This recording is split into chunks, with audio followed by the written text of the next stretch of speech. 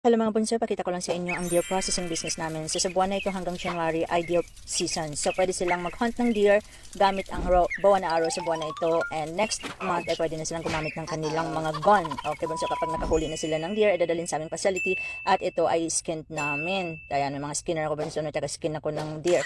Tapos, ikwa-quartet na ganyan. Tapos bunso, ang kailangan ko talaga ay maraming cutters. Kaya marami akong mga cutters bunso na magka-cut nito.